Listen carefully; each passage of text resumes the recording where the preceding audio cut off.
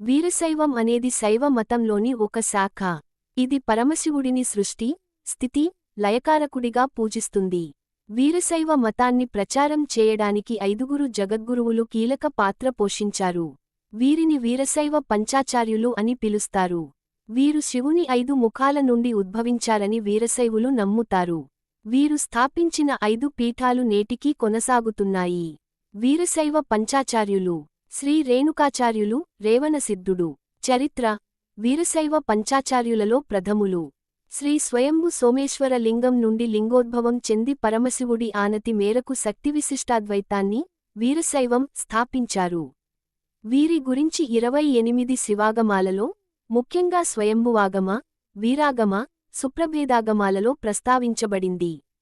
పీఠం: వీరు వీరసింహాసనం అనే పీఠాన్ని స్థాపించారు.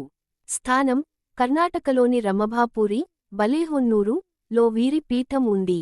ఆంధ్రప్రదేశ్, తెలంగాణకు చెందిన కొలనుపాకలోని స్వయంభు సోమేశ్వర లింగం నుండి వీరు ఉద్భవించారని సిద్ధాంత శిఖామణి వంటి గ్రంథాలు పేర్కొంటాయి. శ్రీ మరుళారాధ్యులు. పీఠం: వీరు స్థాపించిన పీఠాన్ని సద్ధర్మ సింహాసనం అని పిలుస్తారు. స్థానం: వీరి పీఠం కర్ణాటకలోని ఉజ్జయినిలో ఉంది. శ్రీ ఏకోరామారాధ్యులు. పీఠం: వీరు స్థాపించిన పీఠాన్ని వైరాగ్య సింహాసనం అని పిలుస్తారు. స్థానం: వీరి పీఠం ఉత్తరాఖండ్లోని కేదార్నాథ్లో ఉంది.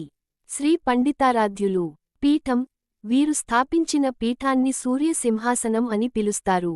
స్థానం: వీరి పీఠం ఆంధ్రప్రదేశ్లోని శ్రీశైలంలో ఉంది. తెలుగు ప్రాంతంలో వీరశైవ మత పునరుద్ధరణకు పండితారాధ్యుడు ముఖ్యుడు. శ్రీ విశ్వారాధ్యులు. పీఠం: వీరు స్థాపించిన పీఠాన్ని జ్ఞాన సింహాసనం అని పిలుస్తారు. స్థానం: వీరి పీఠం ఉత్తరప్రదేశ్లోని కాశీ, వారణాసి లో ఉంది. ఈ పంచాచార్యులు వీరశైవ మత వ్యాప్తికి, సిద్ధాంత స్థాపనకు విశేష కృషి చేశారు. వీరి పీఠాలు నేటికీ వేలాది మంది శివభక్తులకు మార్గదర్శకంగా ఉన్నాయి. వీరశైవులు లింగధారణ, లింగారాధనను ప్రాముఖ్యంగా పాటిస్తారు. భారతదేశంలో కర్ణాటక, మహారాష్ట్ర, ఆంధ్రప్రదేశ్, తెలంగాణ, తమిళనాడు, ఉత్తరప్రదేశ్, హిమాచల ప్రదేశ్ వంటి అనేక రాష్ట్రాల్లో వీరశైవ మఠాలు విస్తరించి ఉన్నాయి.